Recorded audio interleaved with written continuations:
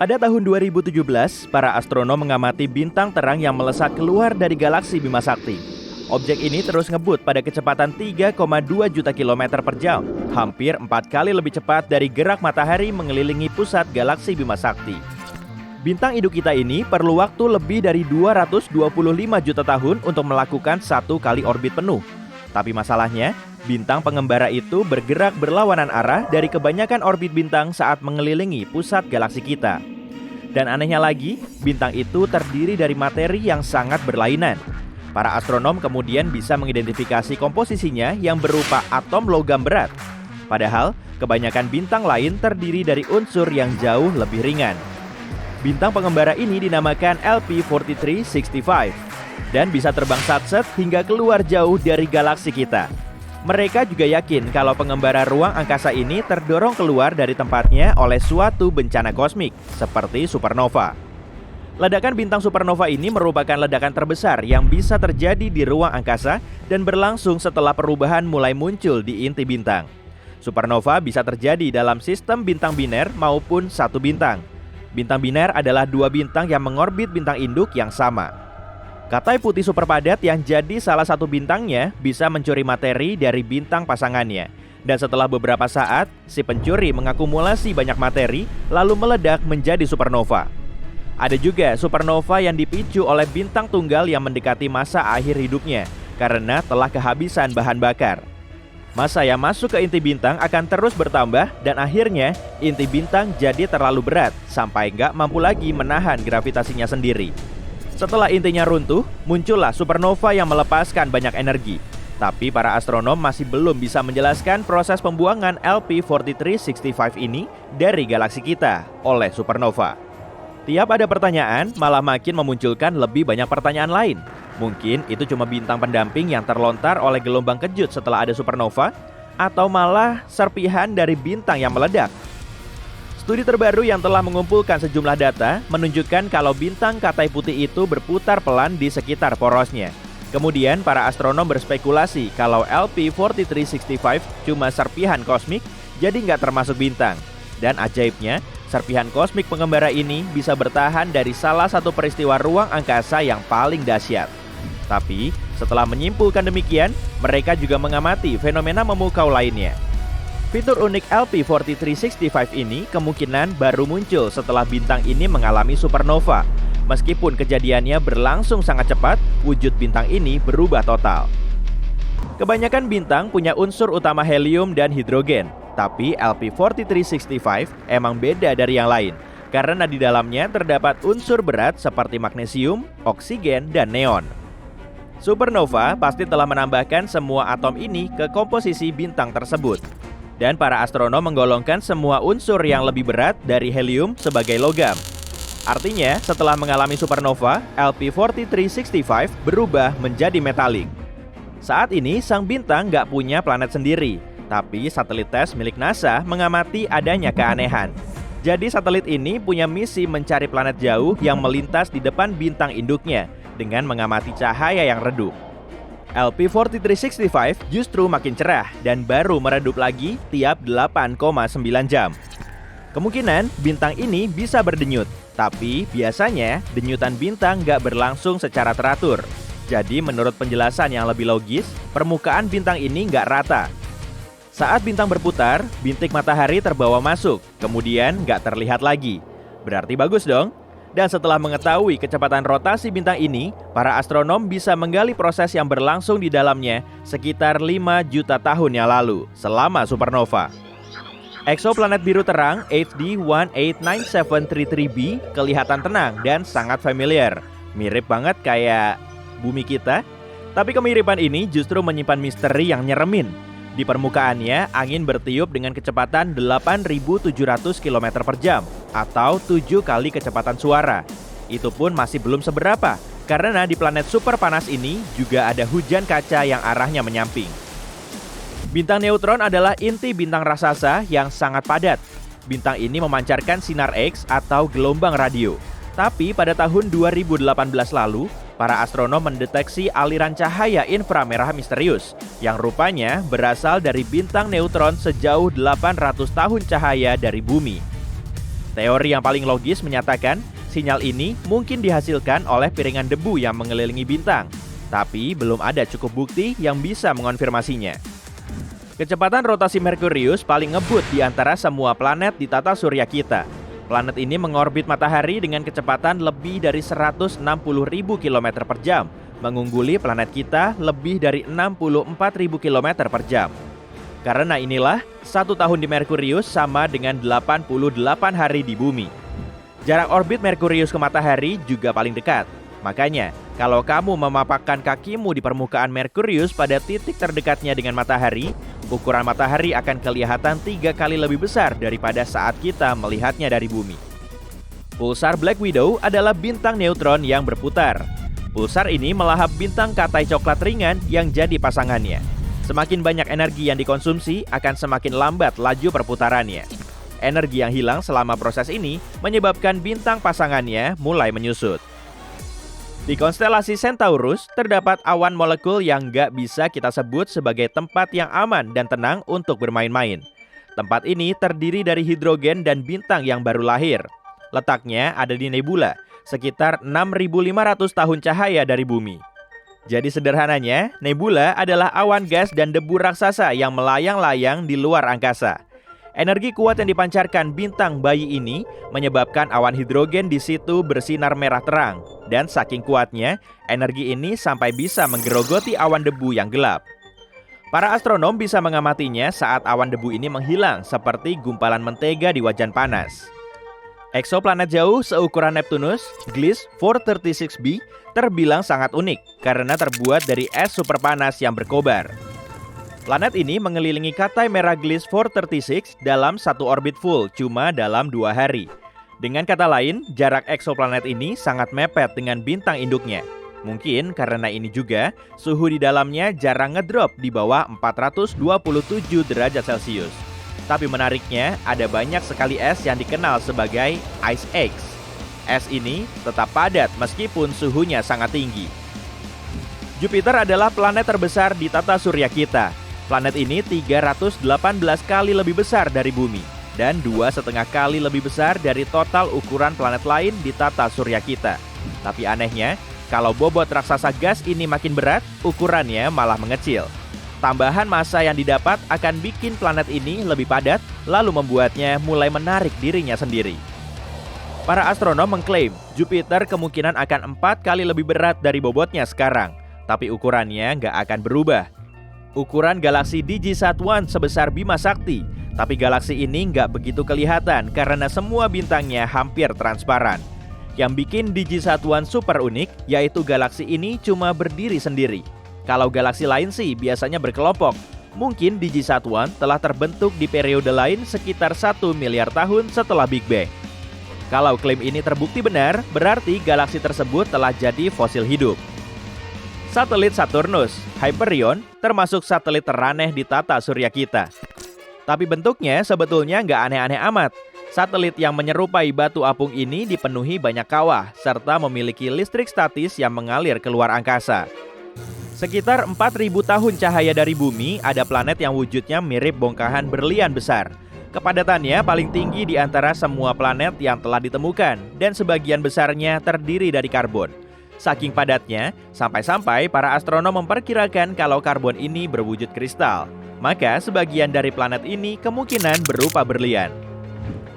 Ceres merupakan objek luar angkasa paling berat di sabuk asteroid antara Jupiter dan Mars.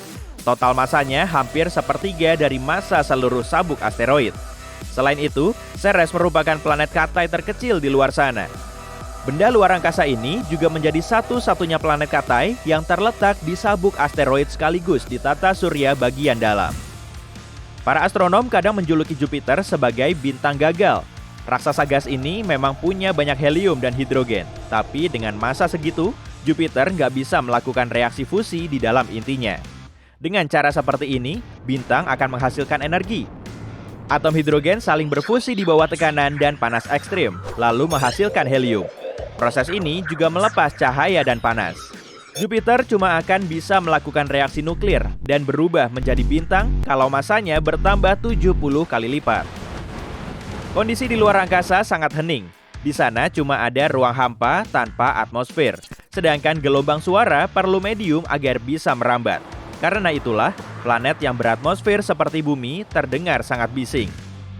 Nggak seperti saudara jumbonya, lubang hitam ini diperkirakan berukuran sangat kecil dan maksimal cuma sebesar atom. Meski begitu, beratnya setara dengan 1000 sedan. Salah satu teori juga mengklaim banyak lubang hitam mikro kemungkinan telah terbentuk sesaat setelah Big Bang. Malahan, sebagian ilmuwan bilang sejumlah lubang hitam mini melewati planet kita setiap hari. Setiap jamnya, jumlah energi matahari yang terkirim ke bumi lebih banyak dari konsumsi energi di bumi dalam setahun. Meski orang zaman now menggunakan lebih banyak energi matahari daripada 10 tahun lalu, total konsumsinya cuma 0,7% dari penggunaan listrik tahunan dunia.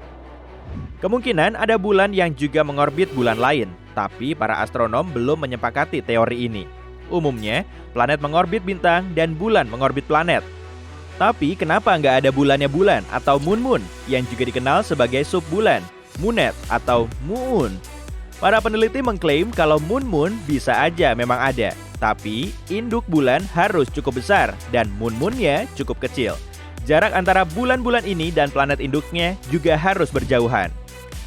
Sebagai planet terberat di tata surya kita, Jupiter memiliki gaya gravitasi yang paling kuat. Bahkan kekuatannya sampai 2,5 kali dari gravitasi bumi. Suatu saat nanti, gravitasi raksasa gas ini bisa mengoyak komet besar Shoemaker-Levy 9.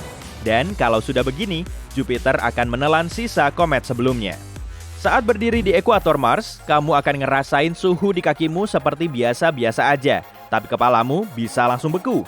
Sebelum melayang-layang tak tentu arah di ruang angkasa dan melewati galaksi, planet pengembara pernah terlempar keluar dari bintang induknya.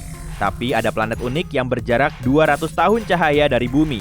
Ukurannya sebesar planet, tapi medan magnetnya 200 kali lebih kuat dari Jupiter.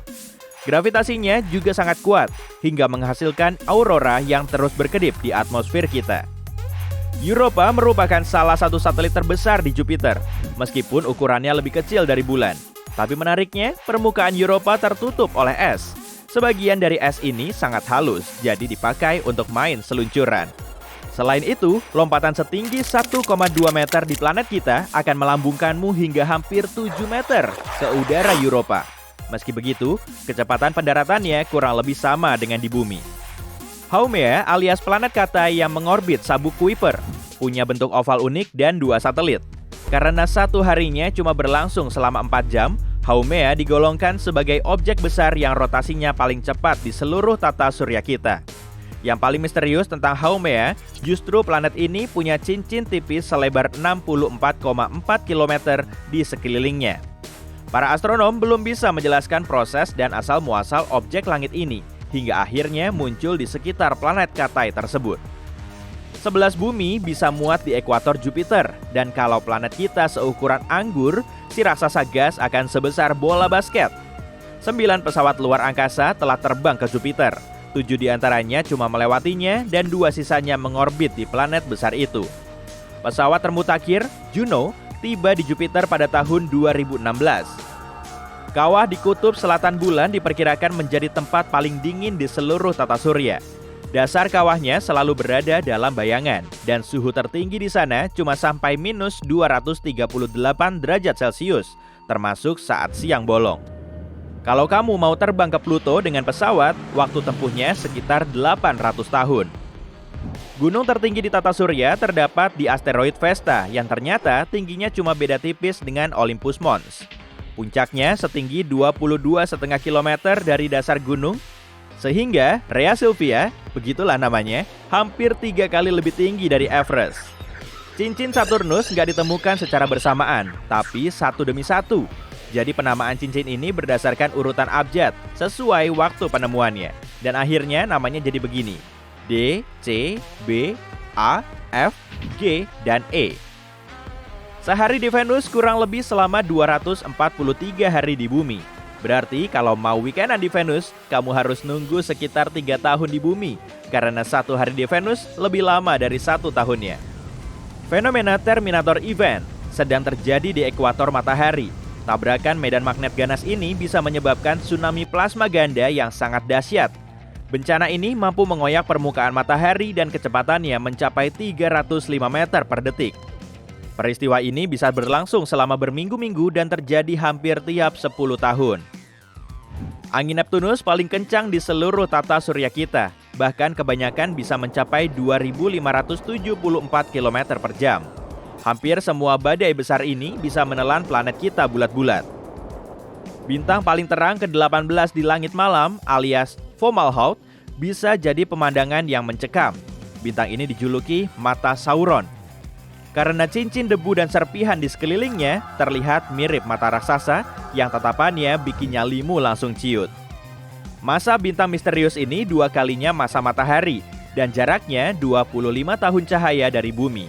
Kalau dalam ukuran kosmik sih, jarak segitu terbilang dekat. Mars punya 2 satelit, yaitu Phobos dan Deimos. Dalam 30-50 juta tahun ke depan, gaya gravitasi planet ini akan mengoyak Phobos. Dan peristiwa ini mungkin akan menyebabkan terbentuknya cincin di sekitar Mars. Satu asteroid seukuran mobil memasuki atmosfer bumi setiap tahun. Penyusup kayak gini bisa aja menghancurkan satu kota kecil dari muka bumi. Debu dan asapnya akan naik ke atmosfer, menghalangi sinar matahari yang mau masuk ke permukaan planet kita. Akibatnya, suhu global ngedrop dan iklim pun berubah. Tapi untungnya, asteroid seperti ini sudah terbakar di atmosfer sebelum mendekati permukaan bumi. Sinyal radio yang terpancar dari ruang angkasa saat menghubungi bumi nggak sekuat bola lampu di lemari es. Setelah sampai di bumi, kekuatannya cuma 1/1 kuintillion watt. Pantesan aja ya, antena yang menangkap sinyal super lemah ini sangat besar. Deep Space Network yang mendeteksi sinyal dari pesawat luar angkasa punya antena parabola yang berukuran hingga 70 meter, lebih besar dari lapangan sepak bola. Pada tahun 1999, NASA kehilangan pengorbit Mars karena tim tekniknya menggunakan sistem metrik, sedangkan tim yang lain menggunakan bantuan sistem imperial. Nebula adalah awan gas dan debu raksasa. Seiring waktu, gravitasi akan menarik gumpalan debu dan gas ini hingga ukurannya terus besar. Gravitasinya juga semakin kuat. Akhirnya, massa nebula akan jadi sangat berat, hingga runtuh oleh gravitasinya sendiri, lalu terbentuklah bintang baru. Sekitar 4.000 tahun cahaya dari bumi, tepatnya di konstelasi Scorpion, ada nebula kupu-kupu berdiameter lebih dari 3 tahun cahaya. Struktur di dalam nebula ini menjadi salah satu bentuk paling jelimet yang pernah teramati. Bintang induk nebula yang berupa katai putih punya suhu 250.000 derajat Celcius. Artinya, bintang ini terbentuk dari bintang besar lain yang diperkirakan lebih dari 5 kali lebih besar dari matahari kita. Katai putih ini dikelilingi cincin tebal yang ekuatornya punya debu dan gas. Mungkin karena itulah seluruh strukturnya kelihatan mirip jam pasir atau kupu-kupu. Kalau semua asteroid di tata surya digabungin, total masanya nggak akan melebihi 10% dari massa bulan kita. Ada awan uap air yang melayang-layang di luar angkasa. Awan ini mengelilingi lubang hitam supermasif sejauh 12 miliar tahun cahaya dari bumi. Awan mengandung 140 triliun kali dari seluruh volume air di planet kita. Para astronom memperkirakan awan air ini muncul 1,6 miliar tahun lebih lambat dari alam semesta kita. Objek terpadat di ruang angkasa adalah bintang neutron. Meski cuma seukuran satu kota kecil, masanya sekitar 1,4 kali massa matahari. 1 sendok teh materi bintang neutron akan seberat 1 miliar ton. Dan gravitasi bintang neutron 2 miliar kali lebih kuat dari gravitasi di planet kita. Pada tahun 1993, probe Galileo sedang melakukan perjalanan melewati asteroid Mini dan diameter maksimumnya 32 km. Tetap aja sih, objek kecil ini punya satelit selebar 1,6 km. Para astronom telah menemukan banyak satelit yang mengorbit di berbagai planet kecil di tata surya. Kita dilingkupi matahari. Atmosfer bintang ini membentang jauh melampaui permukaannya yang terlihat, dan planet kita berada dalam jangkauannya. Begitulah angin surya menghasilkan fenomena menakjubkan seperti cahaya kutub utara dan selatan.